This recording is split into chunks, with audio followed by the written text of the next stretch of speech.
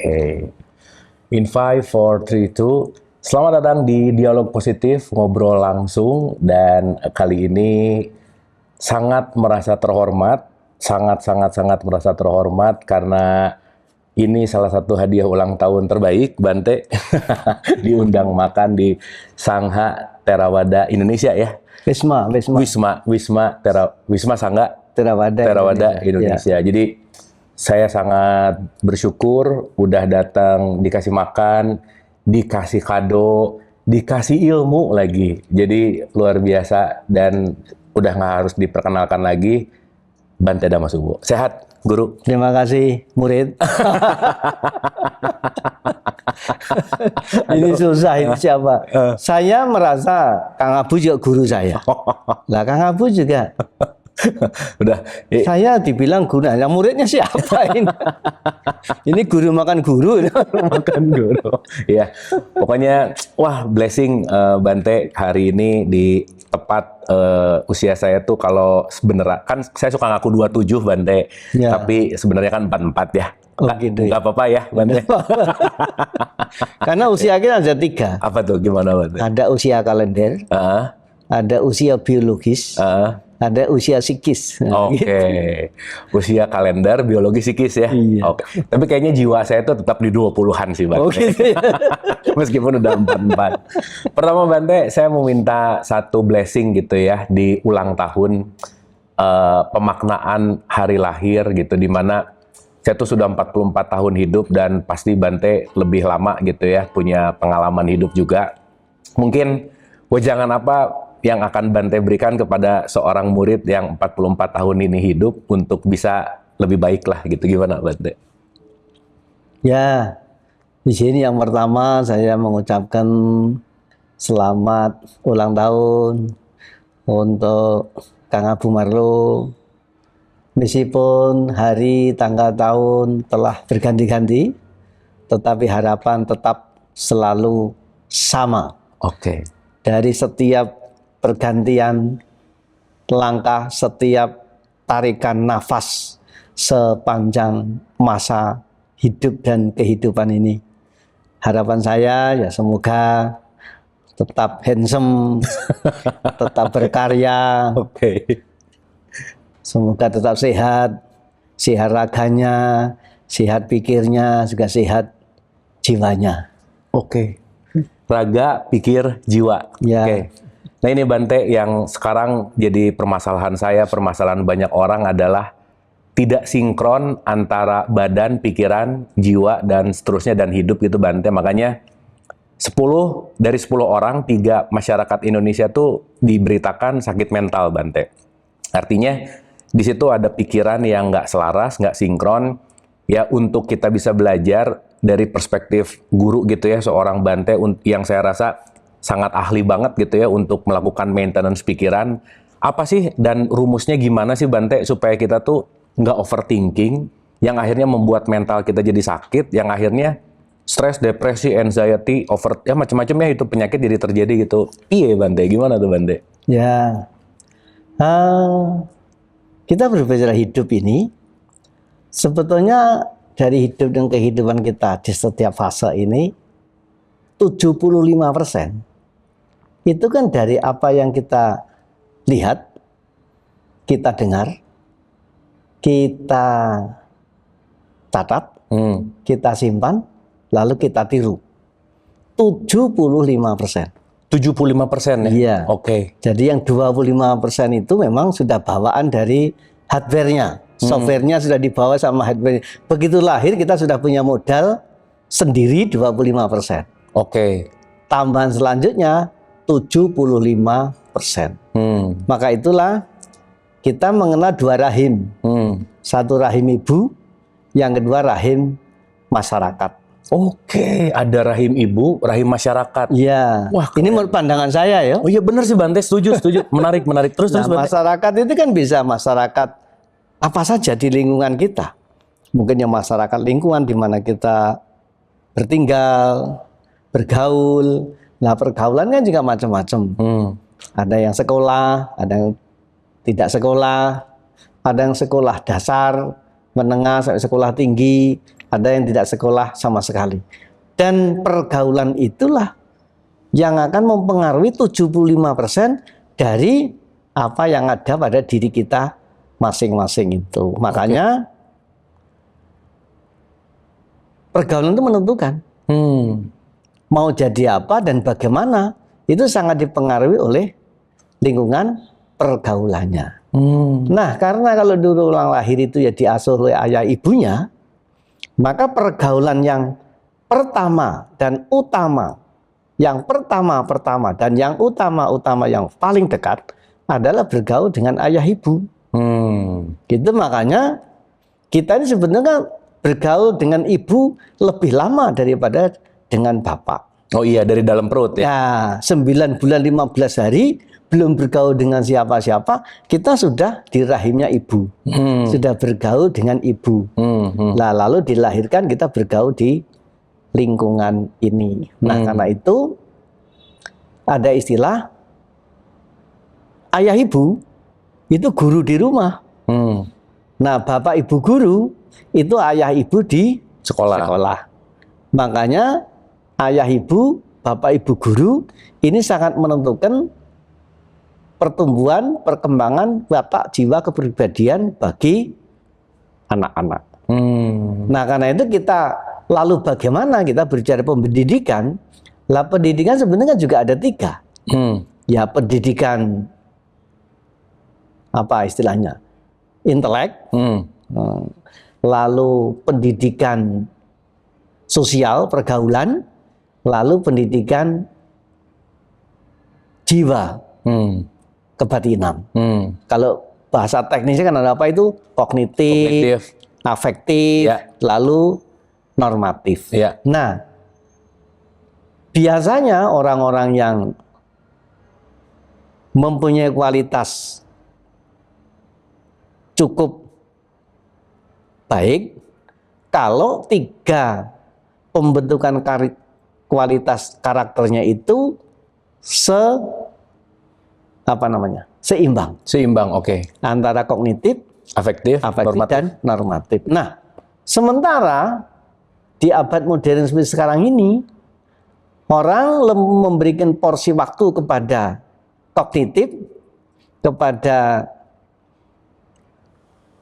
intelek lebih banyak daripada waktu yang diberikan untuk pendidikan afektifnya, sosial, kemasyarakatannya, bagaimana jiwa kemanusiaannya, dan lebih sedikit memberikan pendidikan atau porsi waktu pendidikan kepada kebatinannya, atau normatifnya, sehingga orang-orang yang tumbuh dalam tengah pendidikan seperti ini mungkin otaknya encer, pinter banget, tapi kadang-kadang pergaulannya kurang terpuji, dan mentalnya lebih lemah, spiritnya, jiwanya, kebatinannya lebih lemah. Nah, makanya orang-orang yang dididik dengan 3 pembentukan ini seimbang, dia pintar, terpelajar, bisa membaca mulai lancar, tapi pergaulannya tidak liar, cara hidupnya wajar. Oke. Lancar, tidak liar, wajar. Iya. Wah, keren. Kan ada yang tidak wajar kan? Iya, benar. Tapi Bante, apa ya yang membuat orang pinter tapi korupsi misalnya, Bante? Orang pinter tapi merugikan kan? Ya maksudnya kan kalau tadi ngomongin kognitifnya oke nih. Nah, sementara kalau kita bicara dalam konteks, katakanlah kita pakai menggunakan IQ gitu ya, intelek, EQ, emosional gitu. Tadi Bante bicara tentang kebatinan. Gimana sih Bante merawat kebatinan kita supaya tetap si tadi tuh lancar, wajar, apa tadi? Lancar, wajar ya? Ya, tidak liar. Tidak liar. Nah, gimana menjaga batin kita tuh untuk melatih supaya tetap balance gitu, Bante? Ya, kalau berbicara kebatinan, itu kan pintu masuknya lewat namanya merenung. Merenung. Nah, kalau saintis, kognitif, intelek, EQ, itu kan bukan merenung, tapi menghayal. Oke. Apa bedanya merenung dengan menghayal? Wah, keren nih. Ada merenung, ada menghayal. Iya. Oke, gimana Bante? Menurut saya, merenung itu melihat ke dalam. Melihat ke dalam diri kita sendiri. Mengenali diri kita sendiri dengan jelas. Sampai kita bisa mengenal jelas diri kita sendiri itu sebetulnya apa, siapa, dan bagaimana. Oke. Itulah buah dari merenung. Maka orang-orang merenung itu karena sudah kenal dengan dirinya secara baik, maka juga bisa mengenal orang lain dengan baik-baik. Bahasa kerennya humbleness. Wah, gitu kan. Oke. Nah, sekarang kalau menghayal ini kan membayangkan sesuatu yang belum pernah terjadi. Iya. Dan melihatnya keluar. Maka orang yang mempunyai kebiasaan menghayal tidak pernah melihat ke dalam. Maka banyak orang yang tidak kenal dengan dirinya sendiri. Nah, kalau tidak kenal dengan dirinya sendiri, bagaimana mau mengenal orang lain? Nah, karena itulah merawat batin itu ada lewat merenung. Melawat intelek itu lewat menghayal. Nah, sekarang mari kita membayangkan orang-orang yang menghayal bertahun-tahun dibanding dengan orang yang merenung bertahun-tahun. Oke. Berarti waktu Bante memilih untuk menjadi Bante lebih banyak di level yang merenungnya dong. Nah, Siddhartha ini kan warisan dari Siddhartha. Oke. Siddhartha Buddha Gotama menjadi manusia yang beda dengan manusia lainnya itu kan hanya bedanya dalam hal merenung sama menghayal. Siddhartha selain menghayal juga akhirnya merenung. Ketika dia hidup di dalam istana dengan segala kemewahannya, itu adalah semua hayalan. Membayangkan bagaimana pesta ini itu. Tapi akhirnya itu semua kan ditinggalkan. Iya. Lalu dia memilih jalan hidup pertapaan. Dia bertapa di dalam hutan Sena Nigama, Uruwela Sena Nigama selama 6 tahun. 6 tahun waktunya hanya untuk merenung, tidak pernah menghayal. 6 tahun? Iya. Oke. Merenung, melihat diri sendiri. Dikenali 24 jam, mungkin malah pernah tidak berkedip. Tidak tidur, tidak berkedip. Mengamati diri sendiri, mengenali diri sendiri. Sampai dia kenal jelas dengan dirinya sendiri. Nah, itulah dia merenung selama 6 tahun. Dan hasilnya jadilah manusia Siddhartha Buddha Gotama yang kita kenal sampai saat ini. Kalau manusianya kan sama. Unsur tanah, air, api, angin sama. Sama, oke. Iya dong? Iya. Hanya kalau manusia satu dengan manusia lain beda itu mungkin dulu waktu mengambil bahan baku tanahnya itu tak sama. Kenapa dia senang belajar? Dulu ngambilin dari Tanah Abang kan begitu. Tapi kalau yang nyebelin tanah sengketa. Nah, itu nyebelin tuh. Iya. Tapi yang namanya nafas, namanya udara kan sama. Sampai kita ini istilah saudara. Saudara, betul. Itu kan kita menghirup satu udara yang sama. Nah, lalu bedanya manusia lainnya dengan manusia yang namanya Siddhartha ini, apa itu? Ya, kemampuannya dalam hal merenung. Oke, merenung ya. Ya. Coba sekarang kita merenung nggak? Kemarin kita ini kan punya badan yang satu depa ini. Betul. Ini kan tidak kalah kompleksnya dengan dunia cakrawala yang sebesar ini. Betul. Lalu kita punya kepala yang sebesar kelapa ini. Itu kan tidak ada bedanya dari gedung parlemen yang diisi dengan berbagai Suara. kayak begitu. Nah, yang menjadi persoalan, orang menghayal itu sama-sama dalam pemikiran, tapi beda-beda kepentingan. Tapi orang merenung mungkin beda-beda pemikiran, tetapi untuk satu kepentingan. Nah, karena itu ketika bicara juga begitu. Orang-orang yang menghayal, yang penting bicara. Orang yang menghayal, yang penting bicara. Oke. bicara. Tapi orang yang merenung, yang penting-penting bicara. Oke. Jadi yang penting bicara dengan yang penting-penting bicara itu ternyata beda. Kalau yang satu hasbun ya, pokoknya ngomong aja ya. Itu tukang hayal ya. Oke. Oke. Nah, maka itu dari kita membanggakan Siddhartha merenung selama 6 tahun. Hasilnya kayak begitu. Lalu kita membayangkan bagaimana orang yang menghayal 5 tahun, menghayal bertahun-tahun. Jadinya kayak apa? Iya, iya, iya. Ya dah? Iya, iya, iya. Orang yang merenung mengenal dirinya sendiri dengan baik. Iya, iya. Sehingga juga bisa mengenali orang lain dengan baik.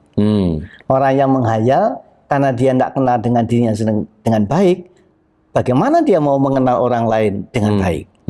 Nah, makanya orang yang merenung itu dia berbicara dengan bahasa rasa, melihat dengan mata hati. Bahasa rasa, mata hati. Iya, jadi apapun yang diungkapkan itu berdasarkan cita rasa. Nah, cita rasa, merenung dan semuanya itu kalau bahasa umum ya namanya batin atau kebatinan. Karena itu kan sering tidak diungkapkan dalam pernyataan verbal. Tapi kan bahasa rasa ini bisa apa namanya? Bisa menyebar, bisa membias, bisa menelusup ke semua sela. Oke.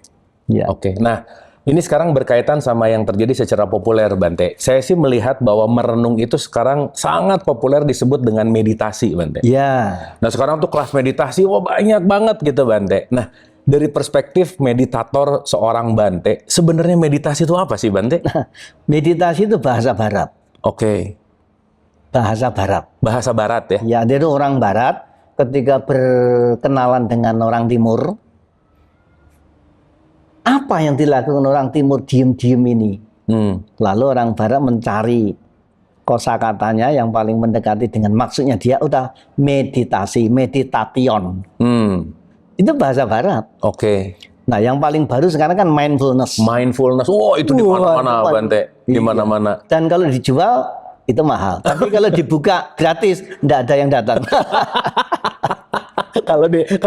kalau pakai duit jadi mahal ya. Kalau gratis nggak ada yang ngikut. Oke, terus gimana, Bante? Nah, itu semua sebetulnya berasal dari tadi itu satu kata namanya merenung. Lah, merenung ini bahasa aslinya adalah samadhi. Samadhi itu bahasa Sanskrit. Bahasa palinya samadhi. Pali, samadhi. Oh, itu yang sekarang terkenal dengan semedi gitu. Semedi itu kan setelah dari lidah Jawa. Oh. Semedi. Oke. Bahasanya samadhi. Nah, orang barat menyebutnya meditasi. Nah, samadhi itu apa? Itu terdiri dari dua suku kata, sama dan adi. Sama dan adi, oke. Nah, sama itu artinya kesamaan. Nah, adi itu artinya indah, indah utama. Nah, intinya orang samadhi, orang merenung itu menyamakan, mencarikan titik keindahannya. Nah, ternyata yang tadi kita bicara, kita punya kepala yang sebesar kelapa. Ini kan nggak ubahnya dengan gedung parlemen di suatu negara. Iya, oke. Yang terdiri dari berbagai partai itu. Nah, di sini punya banyak partai. Coba kepala kita, ini satu gedung parlemen. Ada partai mata, partai hidung, partai kuping, partai kuping, lidah. Benar. Dan ini kompleks. Oh, benar, Bante, benar. Nah, sekarang kemauan mata tidak sama dengan kemauan kuping. Lain lagi dengan kemauan hidung. Lain lagi dengan kemauan mulut. Lain lagi dengan kemauan perut. Iya. Nah, maka kalau ini tidak bisa ditemukan titik kesamaannya, titik indahnya di mana, hidup itu kompleks, lebih banyak masalahnya daripada hidupnya. lebih banyak masalahnya daripada hidupnya ya. Kayaknya yang nonton gitu sih, Bante. Orang-orang yang merenung, orang-orang yang dalam itu kan melihat ke dalam. Jadi mengenal, oh kamu mata. Mata itu maunya apa, bagaimana. Cobalah kamu bicara. Oke. Nyamannya mata itu bagaimana. Lalu dapat jawaban, oh ya baik, saya sekarang mau tanya kepada telinga. Telinga maunya apa, nyamannya bagaimana. Dan itu dikompromikan sampai bisa betul-betul menemukan satu titik temu yang aman, nyaman, damai. Oke. Karena kemauan mata berbeda dengan kemauan telinga. Seperti ada podcast yang bagus begini. Telinga ingin dengar. Tapi mata udah ngantuk sekali, kan beda lagi konflik. Iya. Nah, kemauan partai kan begitu. Iya. Partai satu dengan partai lainnya Berantem mulu lah pokoknya. belum Ya. tentu sama maunya. Sinkron. Memang itu sama-sama dalam pemikiran, tapi beda-beda kepentingan. Nah, orang yang merenung nanti buahnya, endingnya adalah beda-beda pemikiran, tapi untuk satu kepentingan. Kepentingan adalah hidup damai. Nah, makanya ya bagaimana dicari caranya sampai bisa ketemu. Dan itulah maka Siddhartha akhirnya menemukan apa yang dicari. Setiap kehidupan kan butuh bahagia, tidak mau menderita. Betul. Apapun alasannya, apapun bentuknya. Tapi kebahagiaan yang ditemukan oleh banyak orang ini kan kebahagiaan yang sementara. Betul. Dan bersyarat. Dan akhirnya setelah merenung bertahun-tahun itu, Siddhartha menemukan kebahagiaan yang tertinggi dan abadi. Nggak ada syaratnya. Apa tuh Nggak Bante? ada syarat. Nah, kalau pengen tahu ya mari jadi biku. Gitu. Oh, bagus ini. Arahnya bagus ya. Pelan-pelan ya. Bagus Bante. Ini soft selling namanya ya. Oke. Arahnya ke situ ya Bante ya. Nah, sekarang yang tadi Bante bilang tentang samadhi gitu. Prakteknya gimana sih? Apa? Kan sekarang orang ngasih tahu duduk, diam, nafas, apa dan lain-lain, dengerin musik lah apa. Sebenarnya dalam praktek sebenarnya meditasi atau samadhi itu gimana sih Bante? Ya. Samadhi atau meditasi itu kalau bahasa Javanologi atau bahasa masyarakat umum namanya topo ngrame. Topo ngerame. Ya, bertapa di tengah keramaian. Oke. Bagaimana dia di tengah keramaian, tengah hiruk pikuk itu, dia tidak hanya tidak pengaruh, tidak tergoyahkan oleh gemerlapan dunia yang di luar dirinya. Oke. Nah, itulah yang namanya meditasi. Memang meditasi yang formal, apalagi dijual di pasar-pasar, itu kan duduk diem. Iya. Nggak kemana-mana karena bayar kan. Nah, kalau pergi duluan nggak bayar loh nanti. Kabur ya. Tapi bagi orang yang sudah sampai pada tujuan itu, dia kan bisa bermeditasi setiap saat. Oke. Ya kan? Oke. Karena sudah jadi, sudah damai, kemauan mata, telinga, hidung, lidah, semuanya sudah saling kenal. Kalau sudah saling kenal apa ribut? Orang nggak kenal itu dan kadang-kadang ribut kan? Oke. Nah, Iya. itu masalahnya di sana. Oke. Nah, terus buat sinkron kan asalnya kan ini mau A, ini mau B. Sinkronize apa urusannya sama diem, duduk, nafas itu apa sih Bante? Nah, kita harus punya goal bersama. Oke. Ya dah? Dalam teori ekonomi, kita harus mempunyai produk dengan target tertentu. Betul. Segmenting, targeting, positioning Iya, gitu. kalau sudah itu ditemukan, apa langsungnya? Kan mencari trik, mencari cara untuk mencapai target itu. Itu kan tidak ada sekolahannya. Semua kan harus sendiri. Meskipun banyak teori, motivator, entrepreneur, termasuk ini juga tukang jualan gitu. Tapi suksesnya salesman itu sebenarnya kan ditentukan oleh dirinya sendiri. Betul. Boleh 75% dia mendengar, melihat, mencatat, meniru. Tapi kan kembali kepada dirinya sendiri. Oke. Karena saya punya kata kuncinya adalah diri sendiri sebagai penentu. Orang lain hanya sebagai pendukung. Penentu, pendukung. Iya. Orang lain sama sekali tidak sebagai penentu. Hanya sebagai pendukung. Kenapa dua ini harus sinkron, harus bersama-sama? Sebab kalau dia hanya berhenti pada diri sendiri, adalah penentu bagi diri sendiri tok tanpa melibatkan orang lain, nanti jadi ego, jadi egois, jadi sombong. Kalau tidak sukses titik, kalau ngomong nggak pakai suara, kalau jalan nggak pakai kaki, kalau ngomong pakai dagu, nah, gitu kan. Iya. Maka ada istilah turunannya daripada itu, lebih mudah lagi, kita itu hidup mandiri tetapi tidak sendiri. Oke, mandiri tapi tidak sendiri. Iya, ini bisa jadi quote ini. Wah, keren sih Bante, benar. Mandiri tidak sendiri. Mandiri itu ya mandi sendiri, kan begitu maksudnya. Sebab kalau sampai dimandikan orang lain, dua kemungkinan. Satu sakit, yang kedua telah meninggal dunia.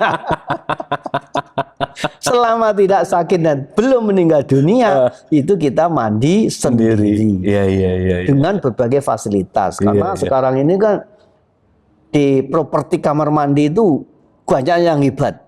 Ada kamar mandi yang semua sudah serba elektrik. Betul. Begitu kita masuk, pintunya buka sendiri. Betul. Klosetnya buka sendiri. Wah, gitu kan. Diduduki muncrat sendiri. Iya. Itu memang kita menggunakan sendiri. Iya. Nggak biasa tau kita itu di kamar mandi buang air besar berdua, itu jarang gitu ya. Oh, tempatnya cuma satu. Tapi ingat, meskipun kita bisa mampu menebus dengan harga yang fantastis itu, semua fasilitas ini ada orang lain yang menyediakan. Oke. Sehingga kita harus ingat, tahu, menghargai orang yang menciptakan, yang mengadakan fasilitas itu. Ini makanya kita itu ya buang air besar sendiri, tetapi apa? Mandiri, tetapi tidak sendiri. Oke. Hanya orang-orang begitu yang lainnya harmoni. Apapun namanya, apa harmoni, apa damai, apa serasi, apa rukun, apa apalah namanya. Oke, intinya Pasti tidak bermasalah. harmoni aja ya. Iya. Bante, nih pertanyaan agak personal ya Bante. Sebagai seorang Bante, suka overthinking nggak sih Bante? Ada kesel, marah, stres. Kan tadi sebelum obrolan ini Bante hari ini di mana di Bali, terus besoknya ke Bangkok, terus ke sana. Itu kan schedule tuh padat banget gitu Bante. Dalam artian dengan kepadatan schedule, dengan mungkin ada kelelahan, dengan mungkin di situ ada stressful atau apapun itu gitu. Sebagai seorang Bante pernah merasakan overthinking dan stres nggak sih Bante? Masa dia bisa hidup saat ini? Tidak. Oke. Tapi kalau dia tidak bisa hidup saat ini, itu semua jadi beban. Oke. Satu, bisa hidup saat ini, dan yang kedua dilakukan dengan tulus dan ikhlas. Malahan bahasa saya, kunci sukses itu ada 5 as. Kalau orang lain kan 1 as. 1 as saja sudah hebat. Ini saya punya 5. Apa itu 5 as itu? 1, namanya cerdas. Oke. Yang kedua, kerja keras. Yang ketiga, totalitas. Yang keempat, ikhlas. Dan yang kelima, waras. Begitu. Balik waras dibawa terus ya. Dibawa terus. Maka kalau dia tidak bisa damai dengan dirinya sendiri, dia tidak bisa hidup saat ini, belum terjadi sudah dipikir sekarang, yang sudah lewat diseseli sepanjang umur, itu yang semua menjadi masalah ya. Masalah dalam dirinya sendiri, menjadi beban, menjadi konflik, menjadi uring-uringan. Nanti lihat orang juga jadi nggak jelas. Kalau ditanya bagaimana? Ya, bagaimana? Mau Pak? Nah, karena sebetulnya kan sini sudah sumpah gini. Tapi kalau kita landai kosong, nol saat ini, kan nggak punya apa-apa, nggak punya beban apa-apa. Sebetulnya begitu. Gimana latihan untuk selalu saat ini sih Bante? Ya itu tadi. Kita hidup itu kan di tengah-tengah waktu, di tengah masa. Nah, masa ini kan adalah masa lalu, masa sekarang, dan masa yang akan datang. Ada teori rumusnya. Cobalah berpikir yang dulu sudah lewat. Oke. Esok belum terjadi. Saat ini yang sudah pasti. Biarlah usia berkurang, tapi kebajikan harus bertambah. Nah, hidup saat inilah sebetulnya ending target dari merenung. Ending target dari namanya meditasi. Oke. Namanya mindfulness. Yang namanya apa saja. Itu bagaimana caranya hidup saat ini. Oke. Hidup saat ini ya. Iya. Tapi Bante masih ada nggak sih ke masa depan, ke masa lalu yang masih ada nggak sih? Ada. Ada ya? Harus. Oh harus. 3 masa ini tetap menjadi paduan kita, tetapi kita berada di titik mana. Oke. Gitu. Oke. Jadi masa lalu itu kan memang ada, tidak bisa dihindari. Masa yang akan datang itu kan harus ada supaya kita punya kepastian sebuah perjalanan, cita-cita, keinginan, tujuan akhir. Nah, karena itu masa lalu menjadi pelajaran, masa depan menjadi harapan, tapi masa kini menjadi tindakan.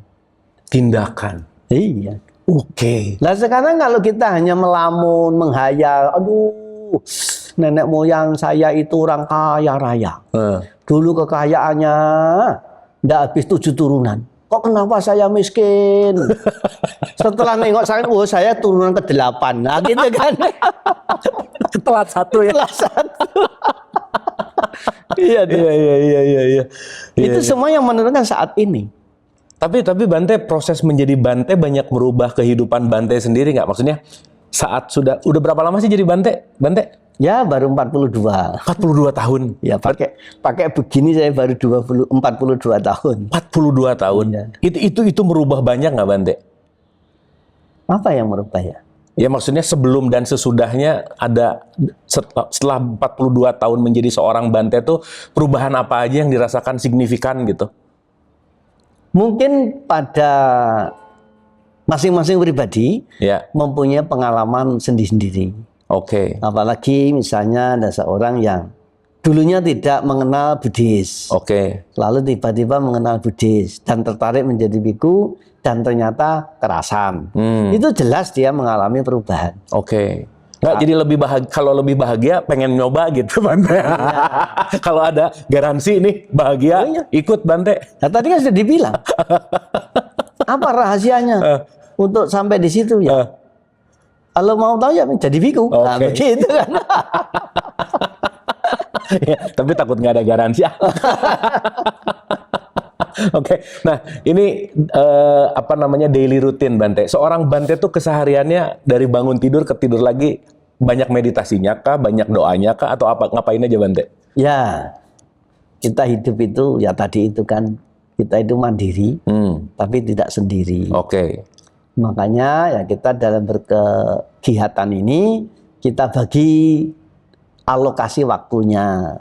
Minimal kita alokasikan untuk 4 waktu. Oke. 1 bagian waktu untuk mengurus diri kita sendiri. Yang tidak mungkin diurus orang lain. Selama masih bisa sendiri. Yang kedua, kita mengurus keluarga. Ya keluarga di mana kita bertempat tinggal. Karena saya tinggal di sini ya keluarga sini. Di sini saya punya tempat ini ya perlu dirawat, ya nyapu, ya ngepel, ya ngelap gitu. Lalu juga punya momongan namanya dogi. Nah itu juga dirawat, diperhatikan. Nah keluarga.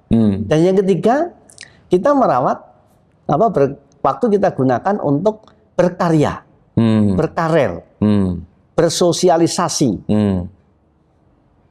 Bermasyarakat, berbangsa, bernegara, beragama, berusaha, berkarya lah intinya. Oke. Dan yang keempat, waktu digunakan untuk spiritual.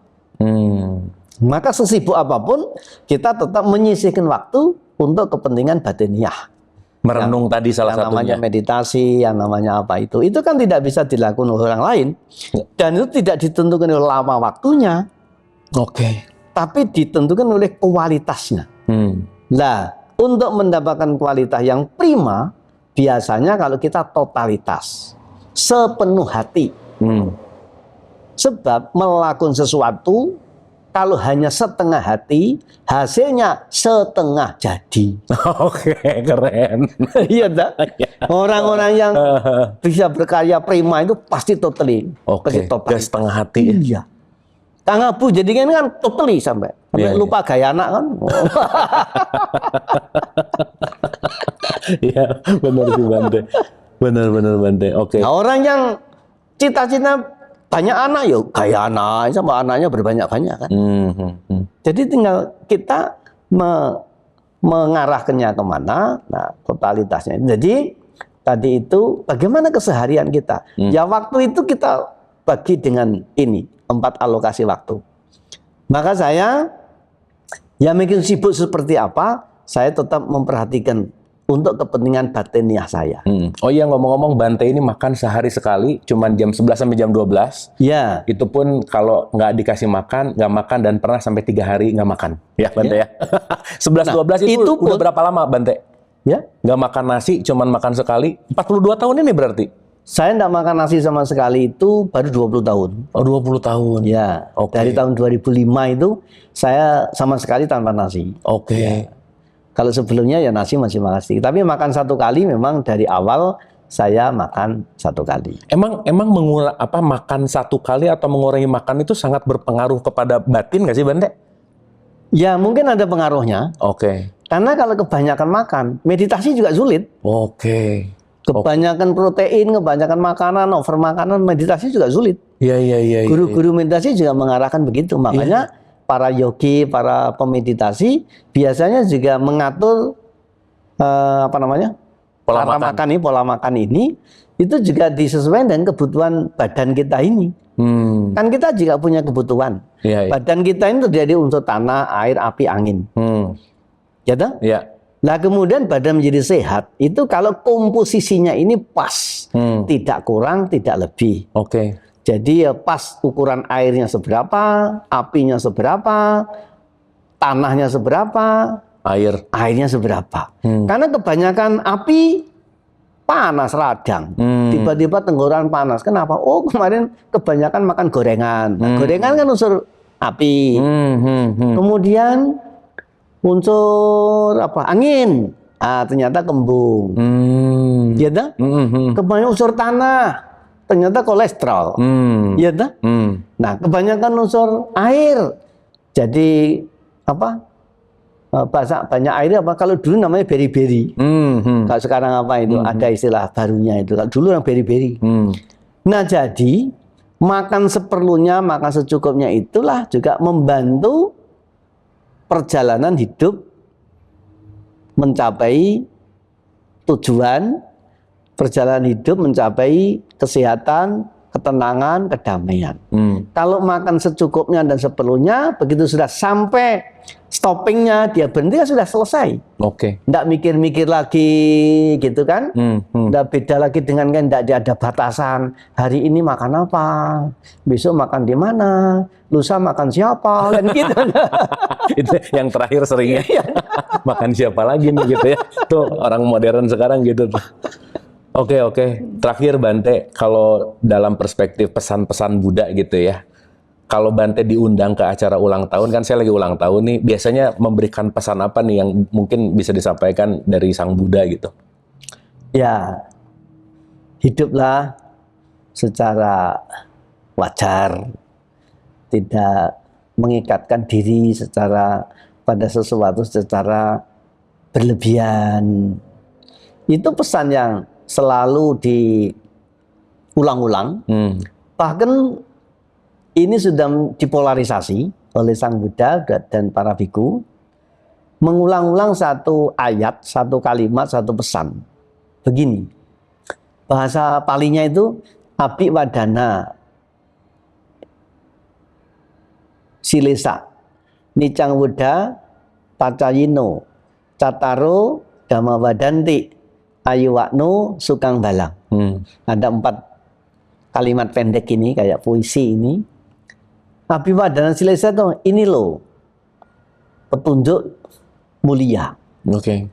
Jadi ajaran yang mulia, yang berkualitas tinggi, yaitu barang siapa yang tahu caranya berlaku hormat. Ya menghormati diri sendiri kayak tadi, melihat ke dalam sampai kita itu bisa sayang dengan diri kita sendiri. Setelah sayang dengan diri sendiri, kita keluar, ternyata diri orang lain sebenarnya juga sama dengan saya. Maka saya kepada orang lain itu sebenarnya juga sama seperti saya memperlakukan diri saya sendiri. Itu sebabnya sampai ada uluk salahnya sabisata bawantu sukitata. Semoga semua makhluk berbahagia. Termasuk diri sendiri dan makhluk-makhluk lainnya.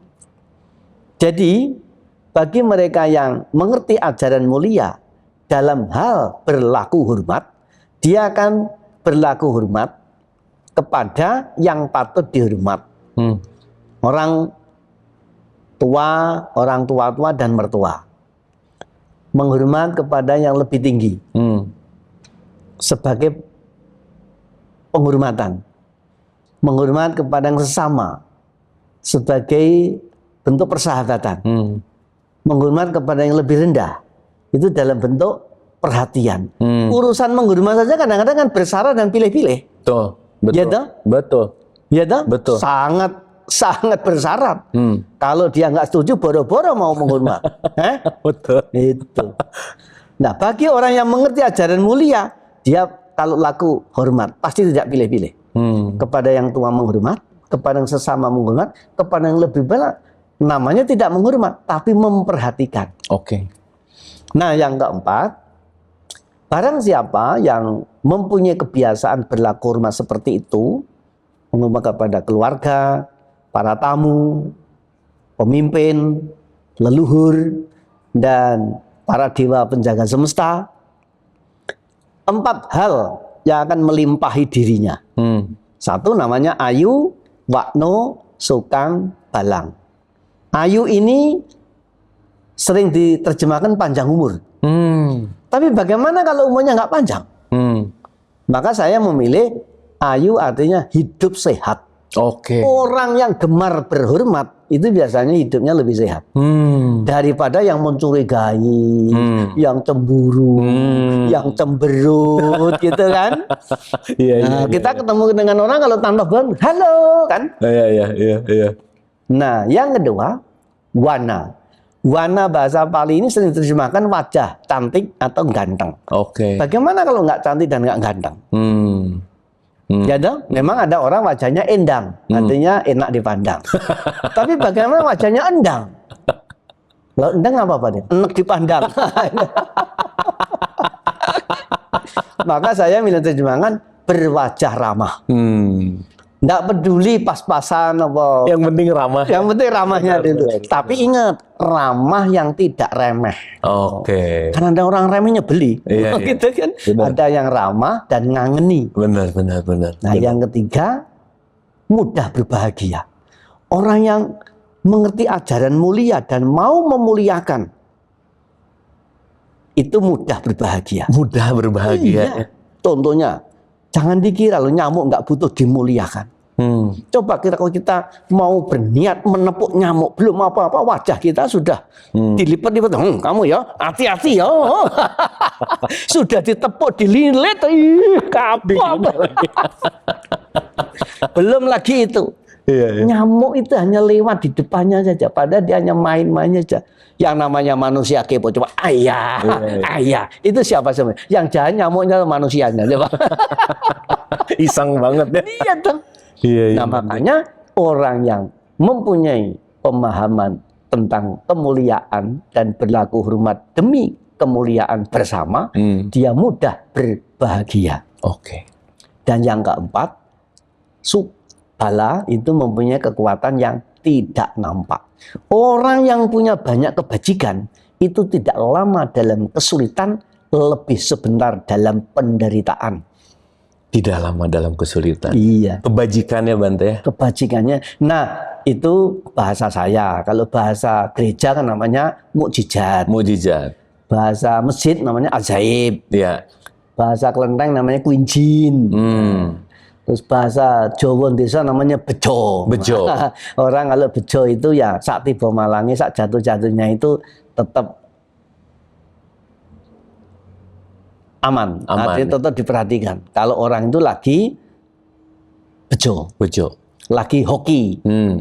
Sebab kalau orang itu tidak punya nilai kebajikan, apanya yang diharapkan? Iya, betul. Barang-barang miliknya orang baik saja, kalau ketinggalan, itu ikut dihargai loh. Wah ini Punya siapa gitu ya? Gitu kan? Bener. Kalau orangnya baik, aduh sayang, waduh pengen memberikan secara langsung. Iya. Coba kalau barang tidak baik, itu siapa tahu bakar saja itu, bakar.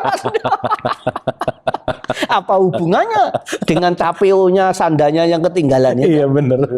Tapi image-nya udah nempel ya Bante ya. Itulah kekuatan dari buah kebajikan. Buah kebajikan. Wah Bante, makasih Bante. Beneran ini tahun ini di 44 ini spesial banget gitu ya.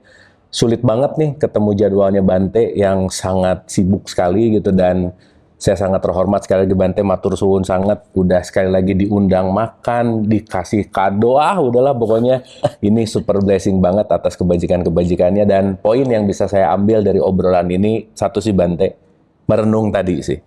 Merenung adalah pintu masuk untuk bagaimana kita mengenal diri, untuk bagaimana kita mengenali esensi diri kita. Dan mungkin siapapun yang mendengar ini yang mungkin terlalu banyak menghayal, untuk mulai dikondisikan. Jangan-jangan apapun kesulitan dalam hidup kita yang kita alami saat ini, karena memang kita tidak mengizinkan waktu kita untuk merenung sesaat. Jadi selamat merenung, semoga obrolan ini membuahkan sebuah perenungan yang mendalam. Terima kasih. Selamat ulang tahun, Asik. Kang Abuku. Suwun Bante, aduh, suwun, terima kasih. Terima kasih. Terima kasih.